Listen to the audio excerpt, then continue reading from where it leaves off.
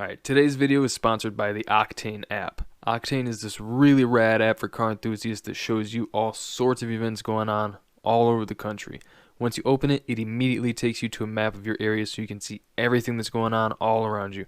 And if you feel like venturing out a bit, you can zoom out and see events all over the country. Everything from California all the way to New York, New York.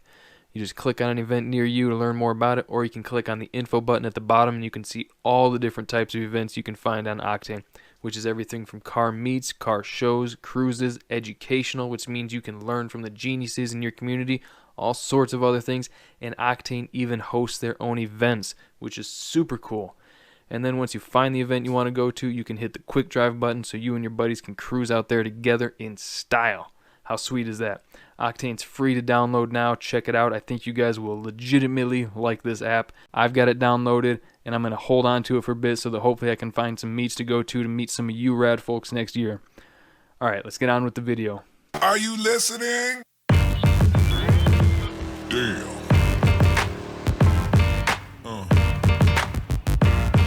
Yeah. Yeah. Yeah.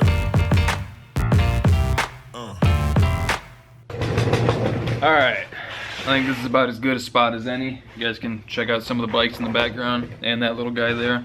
I actually got that at a yard sale for 50 bucks. It runs like trash. I need to get a new motor for it. It's a little Tecumseh 3.5 horse that it just doesn't want to cooperate. I think it's in the carb, but as cheap as those little small engines are, I think I'm just gonna go to like Harbor Freight and get one of those 212 Predators. And then that thing will be cruising, and I'm gonna break an ankle on it, I guarantee it. Anyway, we're gonna start talking about some of the cars that I've had over the years, and to just get right to it, the total number is, it says 36 here, but I think it's 37. I think there's one I'm forgetting to add. Let me see real quick. Yeah, I forgot to add the GTI. I'll remember to add that in as we're going.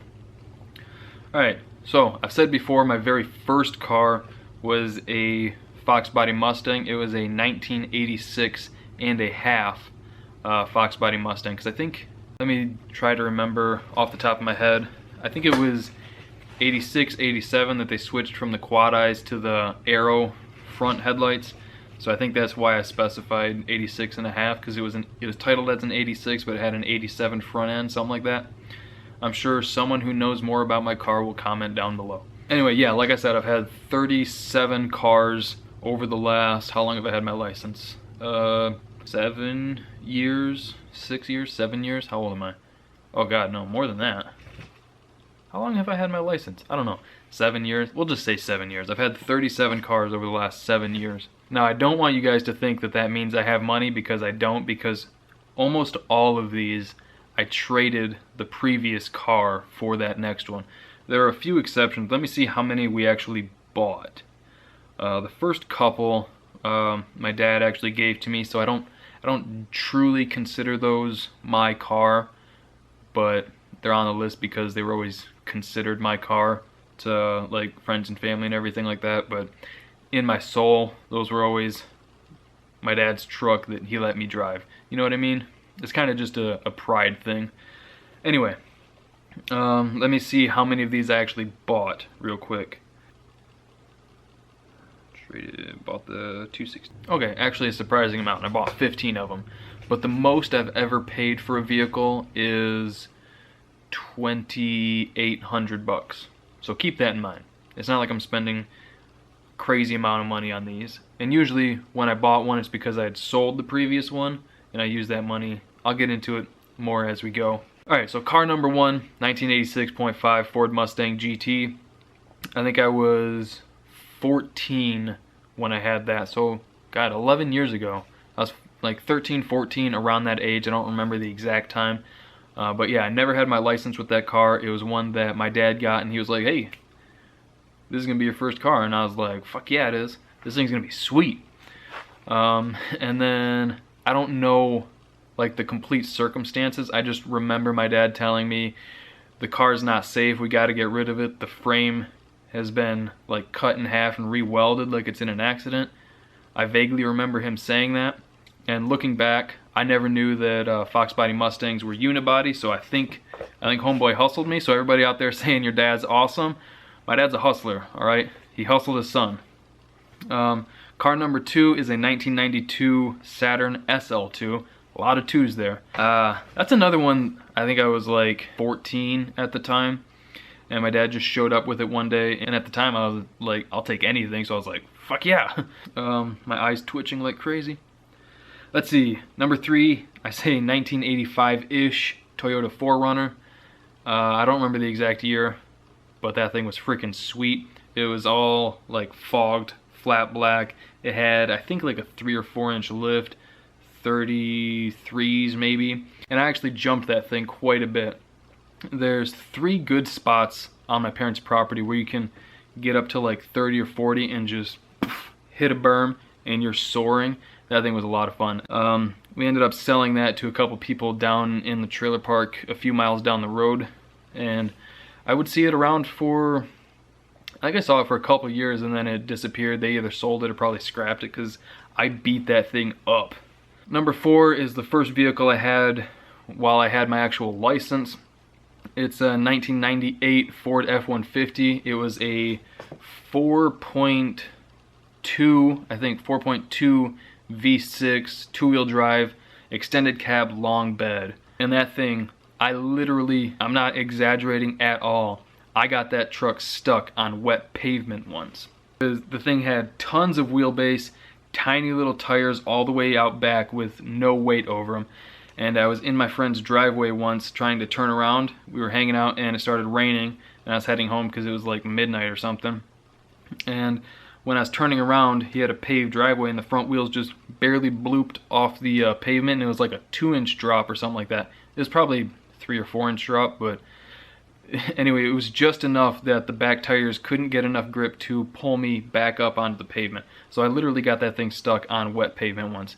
From there, a 99 Ford Crown Victoria police car. That thing I had a riot in. That was my car throughout most of high school. I think I had that until senior year maybe. That car was really good at burnouts.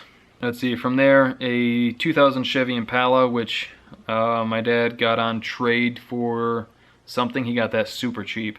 He and I swapped, and he sold the Crown Victoria. I got that Impala, drove that for a little bit. That thing was, it was a good car, but it was dreadfully boring. And if it rained really hard, the passenger floorboard would fill up with a pond. And the next car was a 2000, where am I at? No, it was a 99 Chrysler LHS, which is like the Concorde, except nicer. That thing was, it was just a really good like touring car. Let's see, then from there I traded that for a 96 Mustang, which I shouldn't have. Just at that point in time, I was tired of like the touring car vibe, even though that thing had plenty of power and it was really comfortable and got pretty decent mileage. I wanted a Mustang, so I traded that car for like the worst SN95 V6 Mustang. And probably like a week after I had that car, I was like, man, this thing sucks. And I would totally have another Mustang. I love Mustangs. I think most of them look good. Parts are cheap as heck. I don't care for like the mod motor too much. If I was gonna get another one, I'd want it to have like the original 302. So like a 94, 95 or Fox body earlier. The next car, which is a 1967 Mercury Comet Caliente, which is kind of like a 67 Ford Fairlane except nicer. Yeah, so that was like one of the first real father-son projects we got into. We actually tore that thing completely apart. I'm not going to say frame off because we didn't go frame off, but like as close as you can get to that without going frame off. Completely gutted it, repainted the dash, repainted the car. It had a really cool story that I wish I could completely remember. The car was made in Mexico, brought to a dealership in Texas where this guy bought it. He got into some trouble at a bar. He didn't have the money to cover his tab, I think it was, so he gave them the car. I don't remember how the car ended up in Michigan. Man, this sucks. I wish I could remember that because it was a really good story. Because that was one of my favorite things about the car, is that it had an interesting story. I think we had 4 different motors in that. It came with a 289, and then we got a 351 for it that we didn't like, and then we had, I think, a big block Ford. I don't remember what displacement it was. And then we settled on a 302, and I think I drove it maybe 3 or 4 times, and then we had to sell it, which really sucked, but you know, hard times happen. From there, a 1986 Nissan 300ZX, which my dad got for 200 bucks because it was in these people's farm. I think they said their son owned it or their son's friend owned it, something like that. Needed a timing belt. It had the rear window smashed out of it, and it used to be like an old drift car, something like that. I ended up with that from him, got it running. That thing was like the first really quick car because it was the turbo. I can't remember if that was twin turbo or if those were single turbo. It had the V6. And the thing that I loved the most about that car was it had the complete digital dash, which if you've ever seen like an 80s digital dash, you'll know what I'm talking about. Those things are sweet. They're seriously dated, but I think that's what I love about them so much. The tack was like this life bar on like Street Fighter or something like that. Like as you're revving up, it'll be a series of different bars, and it'll go like this. Like it'll start off small and then get way big. It was really cool. It was just a cartoony car. I ended up trading that for my very first motorcycle, which is actually next. A 1972 Honda CB750, which when I got that, I wish, like the 300ZX I wish I had pictures of, and the CB750 I wish I had pictures of when it was original. I think I've got some when I was like in the middle of building it. When I got it, it was metal flake blue. They took off the rear shocks and welded some struts in.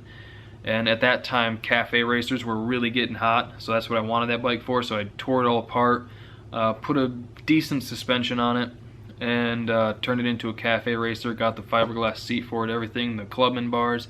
And then I ended up trading that to a dude in Southfield, I think it is, south of Detroit. I think it's called Southfield. I traded that for a 68 Volkswagen Beetle, which was pretty much already done. Like, the dude had really nice paint on it, a completely restored interior. He had a rebuilt, I think, 1900cc engine. And then, for whatever reason, I really needed a truck at the time, so I traded that for a 2000 F-150. Let's see, which we actually just got rid of earlier this year. Yeah, I think in the spring sometime we just got rid of that. That 96 Mustang I traded to my dad for, I think it was the 300ZX, maybe? I don't remember. Something happened to his truck. Oh no, he was driving his plow truck at the time, and that thing was just getting destroyed. The frame had split in half from getting overloaded with weight hauling trailers and stuff. He rolled it down into a culvert. So yeah, the F-150 that I had, I ended up trading to him for that 96 Mustang because he needed a truck again, because that one was just getting too, that one was just a piece of shit. So I ended up trading that Mustang for a 1962 Ford Galaxie 500. It was a turd when I got it. It was 3 different shades of white and gray. The rear quarters were rusted out, and the previous owner just like tech screwed a new quarter panel on each side. Like, I completely went through it, did all the sheet metal, repainted it all, took the interior out, repainted the dash, new carpet, had the seats reupholstered, new headliner. And then while I had that car, it was winter, and that thing wasn't doing too well because the heat was meh. So I ended up picking up a 2003 Hyundai Tiburon, and that car had one of the nicer interiors that I've ever been in. Let's see, so I was daily driving that Tiburon, and then I ended up trading the Galaxie for my first Harley, because once you start getting into motorcycles, eventually you want a Harley. So I picked up a 1988 Harley FXRS, which was probably, like, even though right back there I've got an Electra Glide, which is perfect for my crappy back, that FXR was Probably the best bike I'll ever have. I wish I had not gotten rid of that. We'll kind of jump ahead. The FXR I traded for a 2003 RevTech, which was a custom built bike. It's a soft tail, had a 100-inch RevTech motor. It was low, had the big sweeping fenders, big white walls, big spokes, tall apes. The thing was very nice. And then that thing being lowered just destroyed my back. So I ended up trading that to a guy down in Three Rivers for the Electric Glide over there, which has been a really good bike. And that's actually the longest I've held on to a bike, is that one. I think I've had that for 2 years now, 3 years, something like that. And I've thought about getting rid of it, but I'll probably never be able to afford that bike again, you know what I mean? So right now it's not costing me anything, just sitting in the basement spilling oil. Ended up trading the Tiburon. Let's get back to the cars that I've owned. I ended up trading the Tiburon for a Toyota Supra, which, yay, Supra, boo, it was a Mark III, which everybody loves to hate on those because they're fat. They're like 3,700 pounds, something like that. But honestly, that car was a ton of fun, and it wasn't even turbo. It was the 7MGE. It was 5-speed. That car was a ton of fun, and it was the Target top. That car had eBay coilovers when I got it, and the when you'd go over really hard bumps, the springs would like completely coil bind. And I was going in town one day, and I hit a particularly large pothole, and it bottomed out so hard that it broke the spring perch off the shock, and the complete front end just slammed on the ground. That was no fun at all. Ended up trading that car for an NA Miata, a 92 Miata. That's like one of the few convertibles I would own. It's like a Miata, a 60s Cadillac, and maybe a Tri-5 Thunderbird. You know what I mean? There aren't many. Convertibles kind of suck. The Miata was fun. That was like, that and the Supra were the cars that I really like enjoyed drifting. I didn't have enough time to practice at it to get good at it, but there was one time that I think's far enough away that I won't get in trouble saying this. There was one time a friend of mine wanted me to take him out drifting, so I went and picked him up, and we went over to the Potterville High School parking lot, and I just like pulled in, clutch kicked, whipped it around a couple times, and then we left. And the whole time he was like, "Ah, just stop, just stop, just stop."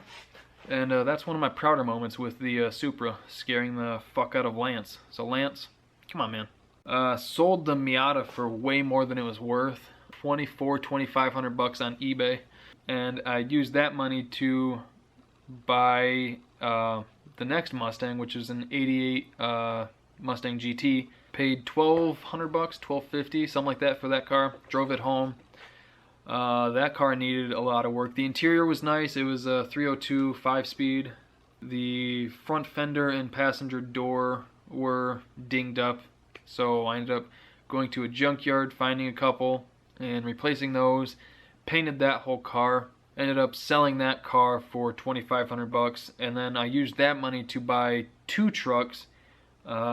If you go way back on the channel, you can see a 2000 Silverado blue extended cab. I bought that truck for $1,500, and I bought a 1961 F100 unibody. If you don't know what a unibody is, definitely look it up, but basically on most trucks, you got the cab here, and then you got the bed there. On a unibody, it's all one piece. There's no seam in between the bed and the cab, and they look sick. I think I paid $1,700 for that. That's the one that I was the most hopeful for, but that thing was shit. I shouldn't have paid more than like $1,000 for that looking back, because what they did was they cut the entire front subframe off and grafted like a G-body subframe on it with the 350 and everything. And I never got it to drive right. Like, I don't think I ever had that truck over 45 because it honestly scared me. But I did end up selling that truck for $2,800. When I got it, it barely even started, but I did get it running, driving. I had some nice wheels for it. It was a really cool looking truck. Like, as far as just standing back and looking at a vehicle, that's probably one of my favorite. But as far as driving it, I probably put 20 miles on that truck in the months that I owned it. I used the money from selling the F100 to buy a 1987 Chrysler Conquest, which was an amazing car. Bought it for $1,000. It had a blown up turbo. Picked up an eBay turbo, and that thing was awesome.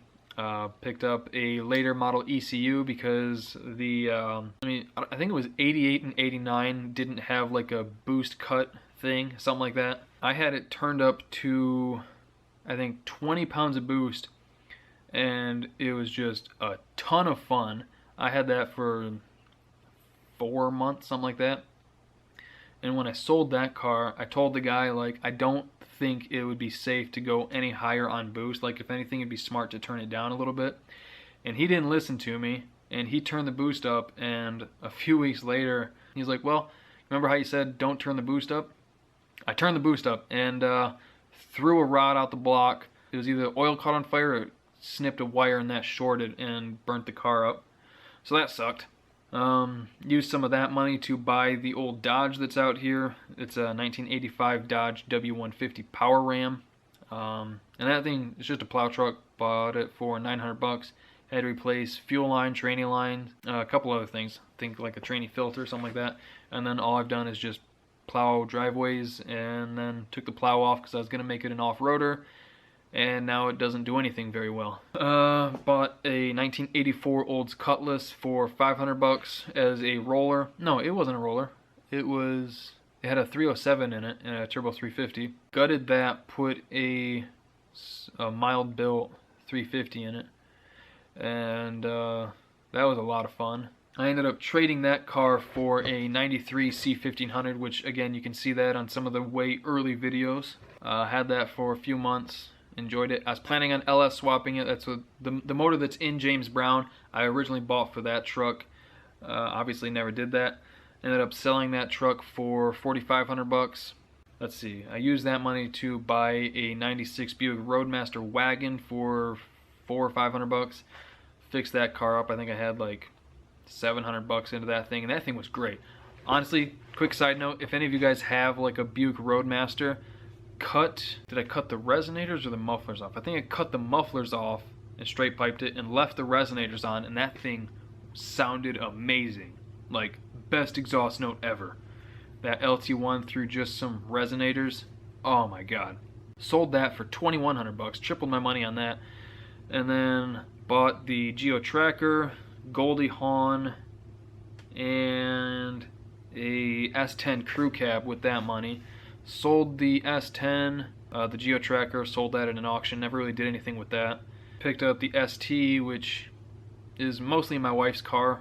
Oh, I forgot about that. I picked up a Sportster, which you can see on some of the earlier videos. I picked up a Sportster to go down there so that my brother could ride my bike. And I picked that up for $1,200, I think, $1,500.